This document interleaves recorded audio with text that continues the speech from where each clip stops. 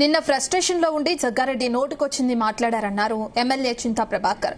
జగ్గారెడ్డి తీరు చచ్చిపోయిన బర్రె పగిలిపోయిన పుర్రెకి షాక్ ఇచ్చినట్లు ఉంది అని ఎద్దేవా చేశారు. బీఆర్ఎస్ కాదు కాంగ్రెస్ ప్రభుత్వమే ఆనాడు జగ్గారెడ్డిపై కేసు పెట్టిందని గుర్తు చేశారు. జగ్గారెడ్డికి అబద్దాలు చెప్పడంలో ఆస్కార్ అవార్డు ఇవ్వాలన్నారు. కాంగ్రెస్ బాస్ మెచ్చుకోవాలని 2017లో జగ్గారెడ్డి సభ పెట్టారని విమర్శించారు.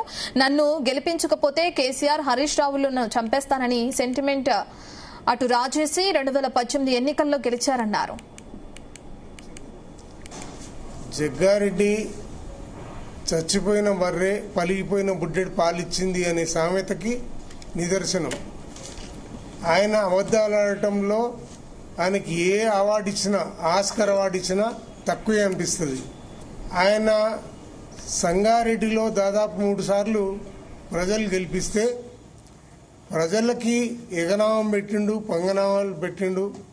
తన బతుకుదెరువు కోసమే ఈరోజు ఆయన నిలబడి అన్ని చేసుకున్నాడు. నీ గొప్పలు నువ్వు చెప్పుకోవటానికి దాదాపు 10 ఏళ్ళ నాటి జరిగినటువంటి రాహుల్ మీటింగ్ నేను అంత బాగా చేసినా, ఇంత బాగా చేసినా పార్టీల ఉండరేమో, అందరు బీఆర్ఎస్లో జాయిన్ అవుతారేమో, వాళ్ళకు భరోసానిస్తూ పెట్టినా అని చెప్పి దానికి బోలెడంత ఖర్చు అయిందని మీ ముందర వారు వెలిపించింది. జగ్గారెడ్డి చచ్చిపోయిన బర్రె పలిగిపోయిన బుడ్డెడు పాలిచ్చింది అనే సామెతకి నిదర్శనం. ఆయన అబద్ధాలాడటంలో ఆయనకి ఏ అవార్డు ఇచ్చినా, ఆస్కర్ అవార్డు ఇచ్చినా తక్కువే అనిపిస్తుంది. ఆయన సంగారెడ్డిలో దాదాపు 3 సార్లు ప్రజలు గెలిపిస్తే ప్రజలకి ఎగనామం పెట్టిండు, పంగనామాలు పెట్టిండు.